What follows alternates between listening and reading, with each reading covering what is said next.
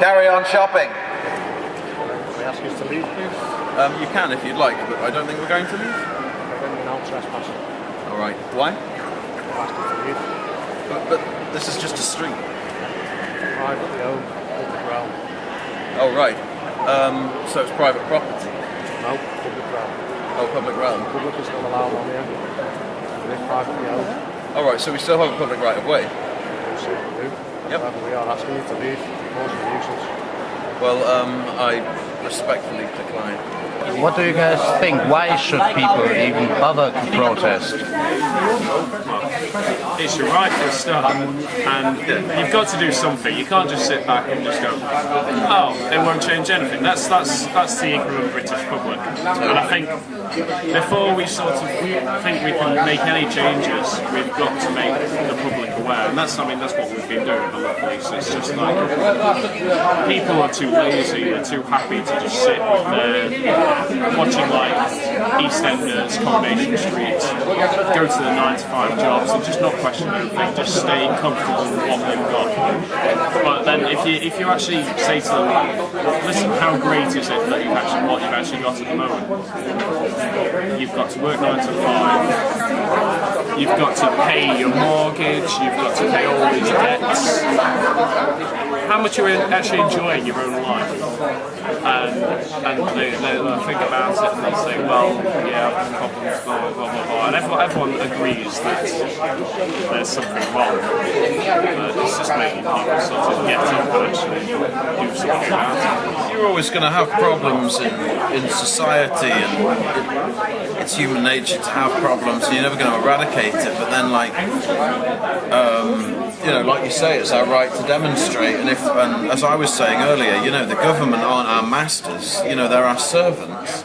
I think was it Thomas Jefferson who said that? I forget. Yeah, it's something. I picked it up somewhere like that. But I mean, a lot of people approach me and say, oh, you go to demonstrations and you speak in the street with a megaphone. Like, well, what's that? What does that achieve? Why do you do it? Do you really believe that you're going to change anything? And the honest answer is, I don't know. I'm just one man. You're just one man. Like, can we really change anything on our own? Of course not. You have to get a mass movement behind you. And if that mass movement gets going, yes, we might change things. But if the mass movement doesn't get going, we won't change something. But then at least I can say when things don't change that I tried. I attended the demonstrations, I tried to make my voice heard, and I tried to change things for the better in this country. Too many people are just willing to just sort of learn to cope with things rather than actually trying to change things. And I can't just learn to cope. I mean, I will keep doing this. Definitely, yeah. Which, like we were saying earlier about France, and it's the same, you saw all the way through the Labour government, what they do is they do little things. They change, they go, okay, we'll privatise this little bit of the healthcare sector here. It's only a teeny tiny little bit of the healthcare sector, and we'll just privatise that for now. And then, 6 months down the line, they do the same thing to another little piece of the healthcare sector. And yeah, exactly, people just take it. And why the movements in France are so successful is because they don't just put up with it. People say, oh, in France, people kick off about even the smallest little thing, but I think that's a good thing, because like if you let the government get away with something, then they think, well, the people let us get away with that, maybe we could get away with this, and then they try it. Yeah, exactly. And so I think it is important to demonstrate in this country. I remember a few years ago, actually, on BBC News, there were riots in France, and this news reporter said, oh yes, we've all seen the pictures from Paris, it's all very bad. We have, I can't remember exactly who he was, but he was from France, maybe one of the unions, and he's like, okay, so Pierre, what do you think? And he was like, oh, it's really not a big deal, you English. You think every time we have a riot in France it's a big thing, but it's not, it can be about a little thing, but he said in England you should riot more and then you might get what you want. Well, I mean, like we haven't had proper riots since the 80s, have we, whole times? Well, not just proper riots. No, I mean, they call Parliament Square riots. getting back into relearning it because it's a new generation of sort of people doing it. I mean, it starts with the students. I mean, like I was saying, we're trying to get people sort of involved. I mean, the frustration of trying to get my friends, my other students with me to actually even just come to Liverpool and come to the protest. I must have got half a dozen people to come. And I know a lot of people. Yeah. And it's like they all complain about it. They all constantly complain about things, but they never do anything. You've got to keep trying, I guess, at the end of the day, but it wears you down.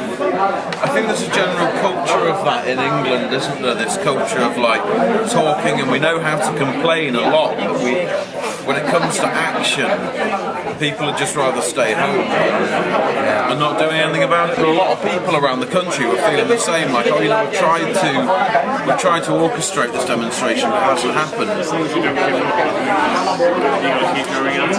And I was getting really depressed, which is why we started the corporate terrorism thing, because I'm doing all this political activism and getting nowhere. So every week or so, it's nice to get out on the megaphones, have a laugh, and let your hair down while still being a bit politically active. But then when Millbank happened, I remember the night before Millbank, I was at this pub in Kenny with Anna, and she was saying, Anna and her friend Tom, and Tom was like, I'm going to this demonstration in London tomorrow, do you want to come?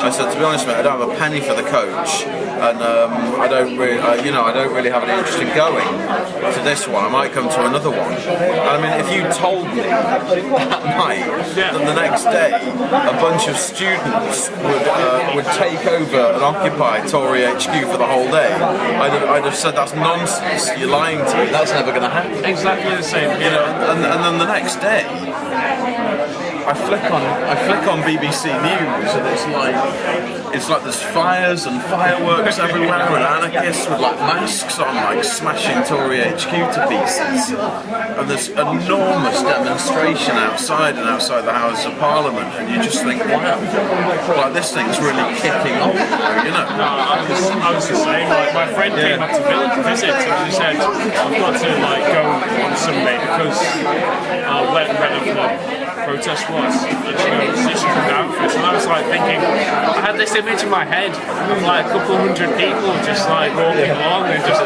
paying attention. If I'd have known that 50,000 students were going to descend on London, I'd have been there. And that's why I went definitely to the next one.